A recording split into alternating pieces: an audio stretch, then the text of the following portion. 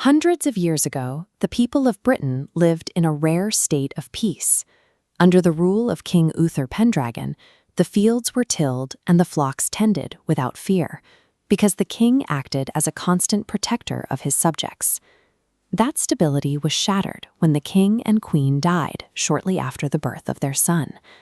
To save the infant heir from the chaos that was sure to follow, the royal advisors wrapped him in a scarlet cloak and placed him in the care of a loyal knight to be raised in secret. As the advisors had feared, the passing away of the king triggered an immediate collapse. The powerful barons began fighting among themselves, plotting and clashing in a desperate race to capture the empty throne. This political struggle had immediate, violent consequences for everyone else. Travelers were regularly robbed on the roads, and the peasants found themselves trapped in a country gripped by lawlessness. The suffering of the common people during this era reveals the inherent danger of a power vacuum. When leadership is treated only as a prize to be won through dominance, the structure of society fails those it is meant to protect. 18 years later, a magnificent sword appeared in a churchyard, fixed into a large stone.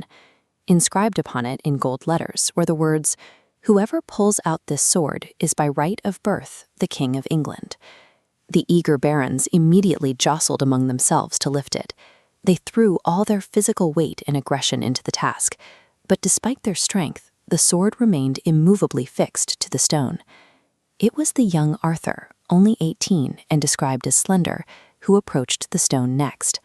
Unlike the barons who had struggled before him, he lifted the blade easily in front of the gathered crowd. In this moment, the sword serves as the physical manifestation of birthright. It is the artifact that makes an invisible lineage visible to all. The contrast between the baron's failure and Arthur's success suggests a shift in the nature of authority.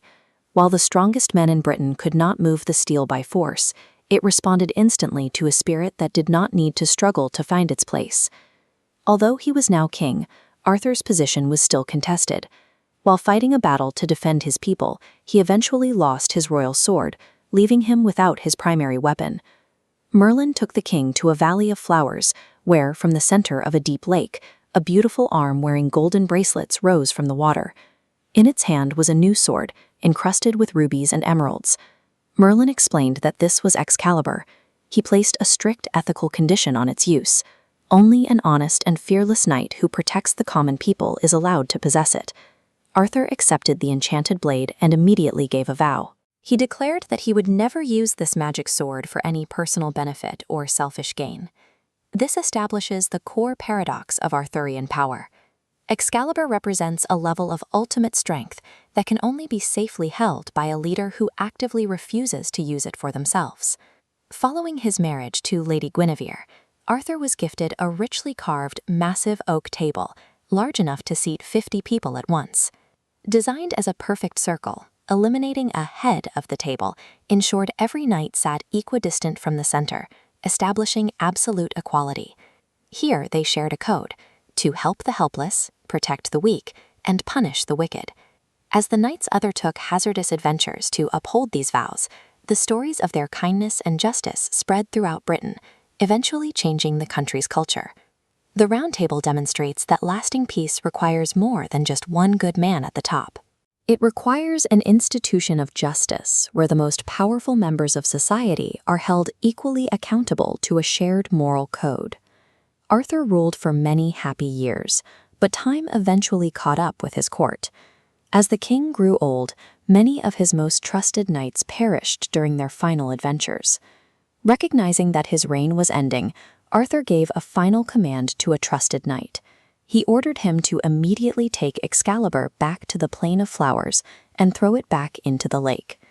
As the sword was thrown, the magical arm rose once more, caught the hilt, and pulled the weapon down into the green depths.